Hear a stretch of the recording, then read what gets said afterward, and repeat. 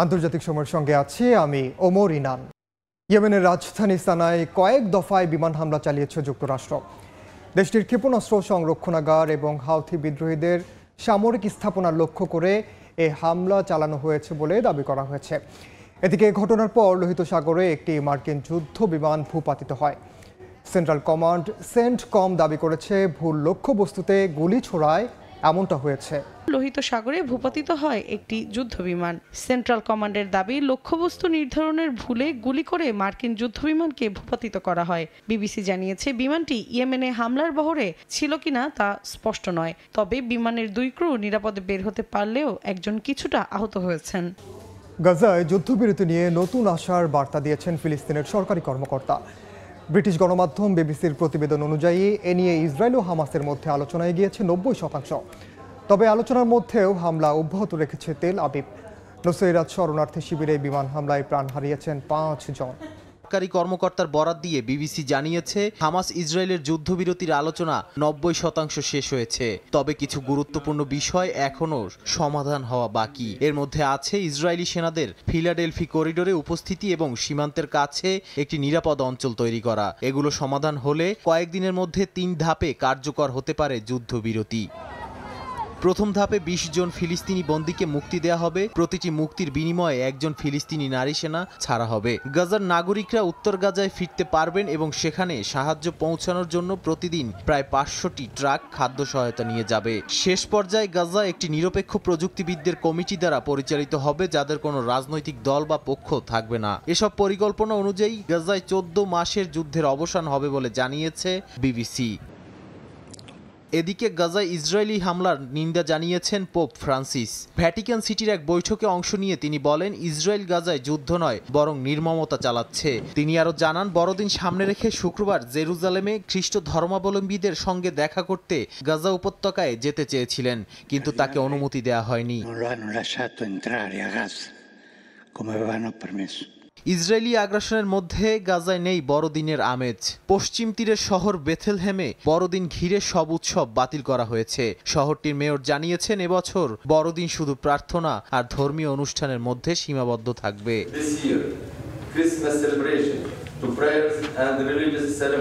নাদিম মারজান, সময় সংবাদ। নিজ দেশে তুমুল জনরোষের মুখে পড়েছেন ইসরায়েলের প্রধানমন্ত্রী বিনিয়ামিন নেতানিয়াহু। ইসরায়েলের নতুন সরকার গঠনের দাবিতে স্থানীয় সময় শনিবার তেল আবিবের রাস্তায় নামেন হাজার হাজার মানুষ।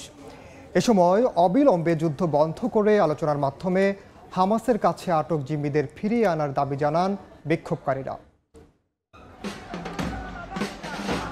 স্থানীয় সময় শনিবার জনসমুদ্রে পরিণত হয় ইসরায়েলের প্রাণকেন্দ্র তেল আবিব। ইসরায়েলি প্রধানমন্ত্রী বিনিয়ামিন নেতানিয়াহুর পদত্যাগ ও হামাসের হাতে আটক জিম্মিদের মুক্তির দাবিতে সাপ্তাহিক আন্দোলনের অংশ হিসেবে এদিন বিক্ষোভ করেন শত শত মানুষ। এ সময় নেতানিয়াহুকে অপসারণ করে ইসরায়েলের নতুন সরকার গঠনের দাবি জানান তারা।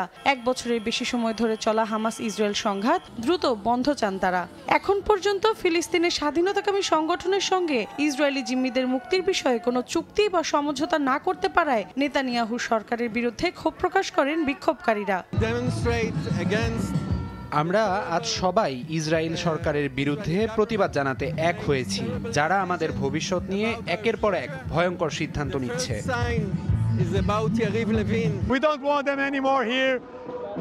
আমরা সবাই প্রচন্ড বিরক্ত। আমরা নতুন সরকার চাই। ইসরায়েলের নেতৃত্বে এমন একজন দায়িত্বশীল সরকারের প্রয়োজন যে নাগরিকদের বিষয়ে চিন্তা করে।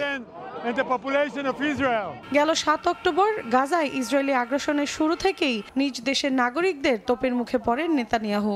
তার পদত্যাগের দাবিতে প্রায় প্রতিদিনই বিক্ষোভ করছেন ইসরায়েলিরা। আন্দোলনকারীদের সঙ্গে নিরাপত্তা বাহিনীর সংঘর্ষের পাশাপাশি চলে ব্যাপক ধরপাকড়। তবুও নিজের সিদ্ধান্ত থেকে চুল পরিমাণও নড়েননি প্রধানমন্ত্রী নেতানিয়াহু। মৌসুমী সাথী, সময় সংবাদ। ট্রাম্পের কঠোর অভিবাসী মনোভাবের কারণে বিতাড়িত হওয়ার শঙ্কায় আগেই যুক্তরাষ্ট্র ছাড়তে শুরু করেছেন মেক্সিকোর হাজার হাজার অভিবাসী। বড়দিন ও বর্ষবরণের ছুটির উপলক্ষে নিজ দেশে ফিরে যেতে সীমান্তে ভিড় করে তারা। বড়দিন ও খ্রিস্টীয় নববর্ষের ছুটি কাটাতে নিজ দেশে ফেরার ব্যস্ততা। স্থানীয় সময় শনিবার মেক্সিকো প্রবেশের জন্য যুক্তরাষ্ট্র সীমান্তে ভিড় করেন হাজার হাজার অভিবাসী। আনন্দ উদযাপনে নিজ দেশে ফিরলেও ট্রাম্প প্রশাসনের কঠোর অভিবাসন নীতি নিয়ে শঙ্কায় তাদের চোখে মুখে উদ্বেগের ছাপ। সবার মধ্যে আতঙ্ক, যদি আইন পরিবর্তন হয় আর পুলিশ বৈধতার কাগজপত্র চায় তাহলে সবাই বিপদে পড়বে। কাগজপত্র না থাকলে গ্রেফতার করে নির্বাসিত করা হবে। মানুষ ভয় থাকলেও সবকিছু ঠিকঠাকই হচ্ছে। আমার মনে হয় যারা কাজকর্ম করে তাদের ওপর এর প্রভাব পড়বে না। মেক্সিকো ও যুক্তরাষ্ট্রের সীমান্ত এলাকায় অপরাধী গোষ্ঠীগুলির তৎপরতা অনেক বেশি, তাই নিজেদের নিরাপত্তার স্বার্থে 20,000-এরও বেশি অভিবাসী নিউবো লারেডো শহর থেকে একসঙ্গে গাড়িবহর নিয়ে 1000 কিলোমিটার পথে যাত্রা করেন। অভিবাসীদের গাড়িবহরকে সুরক্ষিত করতে বিভিন্ন শহরে জোরদার করা হয় নিরাপত্তা ব্যবস্থা, জানানো হয় উষ্ণ অভ্যর্থনা। পরিবারের সঙ্গে আনন্দ উদযাপনের যাত্রায় রয়েছে কিছুটা উদ্বিগ্নও, কেননা ক্ষমতা গ্রহণের আগেই অবৈধ অভিবাসীদের বিরুদ্ধে কঠোর ব্যবস্থা নেয়ার ঘোষণা দিয়েছেন নবনির্বাচিত মার্কিন প্রেসিডেন্ট ডোনাল্ড ট্রাম্প। প্রথম কর্মদিবসেই অবৈধ অভিবাসীদের বের করে দেওয়ার ঘোষণা দিয়ে রেখেছেন, এমনকি জন্মসূত্রে নাগরিকত্ব পাওয়ার সুযোগও বন্ধ করে দেবেন। তাই ট্রাম্প ক্ষমতা গ্রহণ করলে মেক্সিকান অভিবাসীদের যুক্তরাষ্ট্রে ঢোকা সম্ভব হবে কিনা এ নিয়ে দেখা দিয়েছে নানা অনিশ্চয়তা। নাদিম মারজান, সময় সংবাদ। জার্মানিতে পথচারীদের উপর গাড়ি উঠিয়ে হামলার ঘটনায় তীব্র নিন্দা জানিয়েছেন বিশ্ব নেতারা। দেশটির সরকারের প্রতি সংহতি জানিয়েছেন ফরাসি প্রেসিডেন্ট ইমানুয়েল ম্যাক্রো, ইতালির প্রধানমন্ত্রী জর্জিয়া মেলোনি সহ অনেকে। অন্যদিকে এই হামলাকে গণহারে অভিবাসনের ফল উল্লেখ করে জার্মান চ্যান্সেলর ওলাফ শলজের পদত্যাগ দাবি করেছেন মার্কিন ধনকুবের ইলন মাস্ক। বিস্তারিত জানাচ্ছেন বিটু বড়ুয়া। জার্মানির মাগদেবুর্গে বড়দিনের মার্কেটে গাড়ি হামলার ঘটনায় শোকে স্তব্ধ গোটা দেশ। শনিবার ঘটনাস্থলে জড়ো হয়ে নিহতদের প্রতি শ্রদ্ধা জানান হাজারো মানুষ। এদিন সেখানে পরিদর্শনে আসেন জার্মান চ্যান্সেলর ওলাফ শলজ। হামলার ঘটনাকে নৃশংস ও হৃদয় বিদারক বলে উল্লেখ করেন তিনি। জার্মানিতে এমন হামলার ঘটনায় তীব্র নিন্দা জানিয়েছেন বিশ্ব নেতারা। হতাহতের পরিবারের প্রতি সমবেদনা জানিয়েছেন অনেকে। একই সঙ্গে দেশটির সরকারের প্রতি সংহতি জানিয়েছেন ফ্রান্সের প্রেসিডেন্ট ইমানুয়েল ম্যাক্রো, ইতালির প্রধানমন্ত্রী জর্জিও মেলোনি, ইউক্রেনের প্রেসিডেন্ট ভলোদিমির জেলেনস্কি সহ বিশ্ব নেতারা। আর এই হামলাকে জার্মানিতে গণহারে অভিবাসনের ফল উল্লেখ করে শলজের পদত্যাগ দাবি করেছেন মার্কিন ধনকুবের ইলন মাস্ক। নিহতদের পরিবারের প্রতি সমবেদনা জানানোর পাশাপাশি ঘটনার তীব্র নিন্দা জানিয়েছে সৌদি আরবের পররাষ্ট্র মন্ত্রণালয়। তাদের দাবি, হামলাকারীর বিষয়ে আগেই সতর্ক করা হলেও তা গুরুত্ব দেয়নি জার্মান প্রশাসন। জার্মানিতে রাজনৈতিক আশ্রয় প্রত্যাশী কিংবা অভিবাসীদের দ্বারা বারবার এমন দুষ্কর্মের ফলে পাল্টে যেতে পারে দেশটির সমাজ, রাজনীতি এবং অর্থনীতির চিত্র। অভিবাসন বিশেষজ্ঞরা বলছেন এর ফলে জার্মানির যে উদার অভিবাসন নীতি রয়েছে সেটি যেমন সংকটে পড়বে, তেমনি বিপদ বাড়তে পারে বিশ্বের বিভিন্ন দেশ থেকে আসা বিদেশিদের। জার্মানি থেকে বিটু বড়ুয়া, সময় সংবাদ। তল্লাশির নামে অভিবাসীদের হয়রানির তীব্র প্রতিবাদ জানিয়েছে পর্তুগালের বেশ কয়েকটি সামাজিক ও রাজনৈতিক সংগঠন সহ সচেতন সমাজ। শনিবার বাংলাদেশিদের ফুল দিয়ে হয়রানির জন্য দুঃখ প্রকাশ করেন বিভিন্ন সংগঠনের সদস্যরা।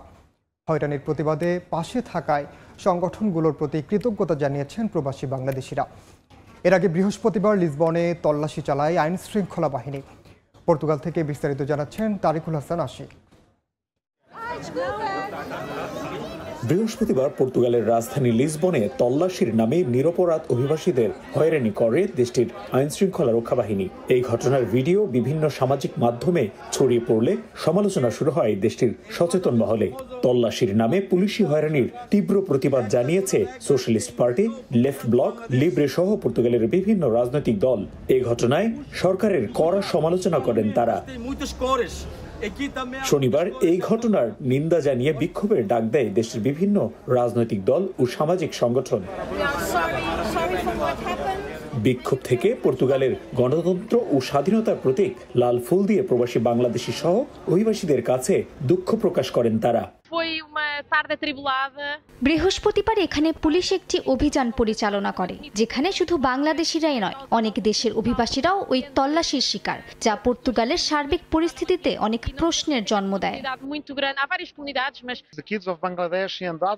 এখানে বাংলাদেশি সহ অন্যান্য অভিবাসী শিশুরাও আমাদের শিশুদের সাথে একই স্কুলে পড়ছে। সেদিন পুলিশ এখানে যা করেছে তা সম্পূর্ণ অন্যায়। গণতন্ত্রের প্রতীক হাতে এই বার্তাই দিতে চাই, আমরা আপনাদের সাথে আছি। পর্তুগিজদের এমন উদ্যোগকে স্বাগত জানিয়ে কৃতজ্ঞতা প্রকাশ করেছেন প্রবাসী বাংলাদেশিরা। আজকে যে সলিডিটিটা এই রোডে হচ্ছে, এটা অত্যন্ত পজিটিভ। এখানে পর্তুগালের শীর্ষস্থানীয় বামধারার এবং মধ্যমধারার রাজনৈতিক দলগুলোর নেতাকর্মীরা এবং বিভিন্ন মানবাধিকার সংস্থা আমাদের স্ট্রিটে এসেছেন এবং ওনারা ফুল দিয়ে আমাদের মানুষজনকে, স্বাধীনতার প্রতীক ফুল দিয়ে আমাদের মানুষজনকে জানাচ্ছেন যে আমরা তোমাদেরকে চাই এবং আমাদের এখানে রেসিস্ট এবং ফ্যাসিস্ট যারা, তারা চলে যাবে, তোমরা সে স্থান নিবে। অভিবাসীদের বিভিন্ন জটিলতা নিরসনের জন্য সহমর্মিতা জানাতে 11ই জানুয়ারি সমাবেশের ডাক দিয়েছে বিভিন্ন সামাজিক ও রাজনৈতিক সংগঠন। পর্তুগিজদের আজকের এই সহমর্মিতা স্পষ্ট বার্তা দেয়, পর্তুগিজরা কখনোই কোনো অন্যায়কে সমর্থন করে না। সাধারণ নাগরিক বা অভিবাসী সবার নাগরিক অধিকার সমান, তবে অভিবাসীদেরও মেনে চলতে হবে এদেশের আইন কানুন। তারিকুল হাসান আশিক, সময় সংবাদ, লিসবন, পর্তুগাল। আন্তর্জাতিক সময় আরও থাকছে। তীব্র ঠান্ডায় বিপর্যস্ত ভারতের উত্তরাঞ্চলের জনজীবন। হিমাঙ্কের নিচে জম্মু কাশ্মীরের তাপমাত্রা, বরফে জমে গেছে ডাল লেক। দীর্ঘদিন ধরেই কিউবাকে সন্ত্রাসে মদতদাতা দেশের তালিকায় রেখেছে যুক্তরাষ্ট্র। এর প্রতিবাদে হাভানায় মার্কিন দূতাবাসের সামনে পদযাত্রা করেছেন লাখ লাখ মানুষ। এতে নেতৃত্ব দিয়েছেন খোদ কিউবার প্রেসিডেন্ট। কিউবা প্রশাসনের দাবি, সন্ত্রাসী দেশ আখ্যা দিয়ে মার্কিন নিষেধাজ্ঞার কারণে দেশটিতে মূল্যস্ফীতি ঊর্ধ্বমুখী। ঐতিহাসিক সংঘাত ও ভিন্ন রাজনৈতিক মতাদর্শের জেরে যুগ যুগ ধরেই বিরোধপূর্ণ সম্পর্ক কিউবা ও যুক্তরাষ্ট্রের। এরই জেরে অনেক বছর ধরেই ক্যারিবীয় দ্বীপরাষ্ট্রটিকে সন্ত্রাসী মদতদাতা দেশের তালিকাভুক্ত করে রেখেছে ওয়াশিংটন। এই তালিকা থেকে নাম প্রত্যাহারের দাবিতে আন্দোলনে নেমেছেন কিউবানরা। স্থানীয় সময় শুক্রবার কিউবার প্রেসিডেন্ট মিগেল দিয়াস কানেলের নেতৃত্বে রাজধানী হাভানায় মার্কিন দূতাবাসের সামনে জড়ো হন অন্তত 7 লাখ বাসিন্দা। সন্ত্রাসী দেশের তালিকা থেকে সরানোর দাবিতে উচ্চকণ্ঠ তারা। দ্বিতীয় মেয়াদে ডোনাল্ড ট্রাম্প ক্ষমতা গ্রহণের আগেই এ দাবি উত্থাপন করল কিউবা। বিক্ষোভ থেকে বর্তমান মার্কিন প্রেসিডেন্ট জো বাইডেনকে ট্রাম্পের প্রথম দফার শাসনামলে নেওয়ার সিদ্ধান্ত পরিবর্তনের আহ্বান জানান প্রেসিডেন্ট দিয়াজ। যুক্তরাষ্ট্র কিউবাকে সন্ত্রাসী রাষ্ট্রের কাতারে ফেলতে পারে না, আর তাদের বর্তমান প্রশাসন এ কথা বেশ ভালোভাবেই জানে। এমনকি মে মাসে পররাষ্ট্রমন্ত্রী অ্যান্টনি ব্লিংকেনও স্বীকার করেছেন যে কিউবার এখনো এই তালিকাভুক্ত থাকার কোনো যৌক্তিকতা নেই। তবুও তারা এ বিষয়ে কিছুই করছেন না। সন্ত্রাসী দেশের তালিকাভুক্ত করে কিউবার ওপর বেশ কিছু নিষেধাজ্ঞাও দিয়েছে যুক্তরাষ্ট্র। এতে অর্থনৈতিক সংকটে ভুগছে কিউবাবাসী। এত নিষেধাজ্ঞা না থাকলে আমরা আরো হাজারটা জিনিস অর্জন করতে পারতাম। আমাদের বেতন আরো বেশি হতো, অর্থনীতি আরো উন্নত হতো। এজন্যই আমরা এই দাবি নিয়ে মাঠে নেমেছি। কিউবা প্রশাসনের দাবি, দেশটির অর্থনীতির দুরবস্থার জন্য প্রধানত মার্কিনদের আরোপিত নিষেধাজ্ঞাগুলোই দায়ী। এতে কিউবায় মূল্যস্ফীতি, বিদ্যুৎ ঘাটতি এবং নিত্যপণ্যের অভাব তো রয়েছেই, বৈদেশিক বাণিজ্যও ক্ষতিগ্রস্ত হচ্ছে। শুক্রবার হাভানার এই পদযাত্রা বিশ্বজুড়ে কয়েক বছরে মার্কিন দূতাবাসের সামনে হওয়া বিক্ষোভগুলোর মধ্যে সবচেয়ে বড়। সাদিয়া তাসনিম, সময় সংবাদ। তাইওয়ানকে 57 কোটি 10 লাখ ডলারের প্রতিরক্ষা সহায়তার অনুমোদন দিয়েছেন মার্কিন প্রেসিডেন্ট জো বাইডেন। চলতি সপ্তাহের শুরুতে যুক্তরাষ্ট্র থেকে 38টি উন্নত প্রযুক্তির আব্রামস ট্যাঙ্ক তাইওয়ানে পৌঁছায়। বলা হচ্ছে এর মধ্য দিয়ে 30 বছরের মধ্যে প্রথমবারের মতো নতুন ট্যাঙ্ক পেল তাদের সামরিক বাহিনী। যুক্তরাষ্ট্রের পক্ষ থেকে নতুন সহায়তা অনুমোদনের পর শনিবার তাইওয়ানের প্রতিরক্ষা মন্ত্রণালয় এক বিবৃতিতে জানায়, শান্তি, স্থিতিশীলতা ও তাইওয়ান প্রণালীর মর্যাদা বজায় রাখার ক্ষেত্রে পারস্পরিক নিবিড় সহযোগিতা অব্যাহত রাখবে তাইওয়ান ও যুক্তরাষ্ট্র।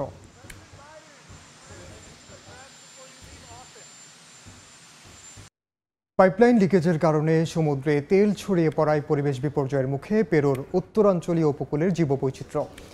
এতে অন্তত 4টি সৈকত ক্ষতিগ্রস্ত হয়েছে বলে দাবি কর্তৃপক্ষের। পরিস্থিতি মোকাবিলায় দ্রুত পদক্ষেপ না নিলে দায়ী প্রতিষ্ঠানগুলোর বিরুদ্ধে কঠোর ব্যবস্থা গ্রহণের হুঁশিয়ারি স্থানীয় প্রশাসনের। গত এক সপ্তাহ ধরে ভয়াবহ দূষণের কবলে পেরুর সমুদ্র সৈকত। প্রতিদিনই সৈকতে ঢেউয়ের সঙ্গে ভেসে আসছে অপরিশোধিত জ্বালানি তেল। মারাত্মক বিপর্যয়ের মুখে পড়েছে দেশটির উত্তরাঞ্চলের শহর লোবিটাসের সমুদ্র সৈকত। দূষণের কারণে হুমকির মুখে পড়েছে অঞ্চলটির আয়ের অন্যতম প্রধান উৎস পর্যটন ও মৎস্যশিল্প। স্থানীয়দের অভিযোগের ভিত্তিতে শনিবার ঘটনাস্থল পরিদর্শনে যান লোবিটাসের মেয়র রিকার্দো ব্যানকায়ন। এ সময় তার সঙ্গে উপস্থিত ছিলেন পেরুর পরিবেশ মন্ত্রণালয়ের বেশ কয়েকজন কর্মকর্তা। ক্ষতিগ্রস্ত 4টি সৈকত পরিদর্শন করে ক্ষোভ প্রকাশ করেন মেয়র। পরিবেশের বাস্তুতান্ত্রিক ভারসাম্য, অর্থনৈতিক কার্যক্রম এবং মানুষের জীবনযাত্রাকে মারাত্মকভাবে ক্ষতিগ্রস্ত করছে বলে জানান তিনি। আমরা ক্ষুব্ধ। এটি আমাদের জীববৈচিত্র্য, অর্থনীতি এবং জীবনমানকে ক্ষতিগ্রস্ত করেছে। এক বিবৃতিতে দুর্ঘটনা মোকাবিলা এবং ক্ষয়ক্ষতি পুনরুদ্ধারে জরুরি পদক্ষেপ নিতে দায়ী প্রতিষ্ঠানগুলোর প্রতি আহ্বান জানিয়েছে দেশটির পরিবেশ মন্ত্রণালয়। তবে তেল অপসারণে দীর্ঘ সময় লেগে যেতে পারে জানিয়ে পরিবেশবিদরা জানান, দীর্ঘমেয়াদী ক্ষতির কারণ হতে পারে এই দুর্ঘটনা। পেরুর সৈকতে তেল ছড়িয়ে পড়ার ঘটনা এবারই প্রথম নয়। এর আগে 2022 সালের 15 জানুয়ারি স্প্যানিশ কোম্পানি রেপসলের পাইপলাইন লিকেজের ঘটনায় 6000 ব্যারেলের বেশি তেল ছড়িয়ে পড়ে সমুদ্রে। এবারের তেল ছড়িয়ে পড়ার পরিমাণ সম্পর্কে এখনও বিস্তারিত তথ্য পাওয়া না গেলেও ভবিষ্যতে এ ধরনের দুর্ঘটনা এড়াতে দায়ী প্রতিষ্ঠানের বিরুদ্ধে কঠোর পদক্ষেপ নেয়ার ঘোষণা দিয়েছে স্থানীয় প্রশাসন। আমিরুল ইসলাম আলিফ, সময় সংবাদ। তীব্র ঠান্ডায় জমে গেছে ভারতের কাশ্মীরের ডাল লেক। তাপমাত্রা নেমেছে হিমাঙ্কের নিচে। প্রতিদিনই বাড়ছে ঠান্ডা। চরম আবহাওয়ায় বিপর্যস্ত কাশ্মীরের বিভিন্ন অঞ্চলের বাসিন্দাদের জনজীবন। কনকনে শীতে কাঁপছে ভারতের কাশ্মীর। তীব্র ঠান্ডায় জমে গেছে অঞ্চলটির অন্যতম পর্যটন আকর্ষণ ডাল লেক। বরফের চাদরে ঢাকা লেকে বাধার মুখে পড়ছে নৌকা চলাচল। প্রতিদিনই বাড়ছে ঠান্ডার তীব্রতা। হিমাঙ্কের নিচের তাপমাত্রায় বিপর্যস্ত মানুষের জনজীবন।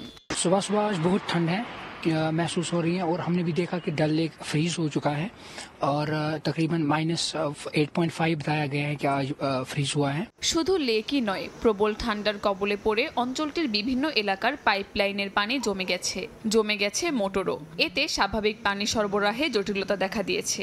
এছাড়া শৈত্যপ্রবাহের কারণে চলাফেরা কঠিন হয়ে পড়েছে। এমনকি গত 5 দশকের মধ্যে কাশ্মীরের শ্রীনগরে এবড়া পড়েছে। অঞ্চলটিতে আগত পর্যটকেরা বরফ দেখার আশায় খুশি হলেও ভোগান্তি পোহাতে হচ্ছে স্থানীয় বাসিন্দাদের। ভারতের আবহাওয়া বিভাগ জানিয়েছে, কাশ্মীরের শীতের প্রকোপ আগামী 25 ডিসেম্বর পর্যন্ত থাকবে। প্রবল শৈত্যপ্রবাহের সতর্কতাও জারি করা হয়েছে। কাশ্মীর ছাড়াও ভারতের উত্তরপ্রদেশের বিভিন্ন অঞ্চলেও শীতের তীব্রতা বাড়ছে। নিজেদের উষ্ণ রাখতে রাস্তার মোড়ে মোড়ে আগুন পোহাচ্ছেন বাসিন্দারা। কাকলি আখতার, সময় সংবাদ। এই ছিল আন্তর্জাতিক সময়ের সঙ্গে থাকুন সময়ের।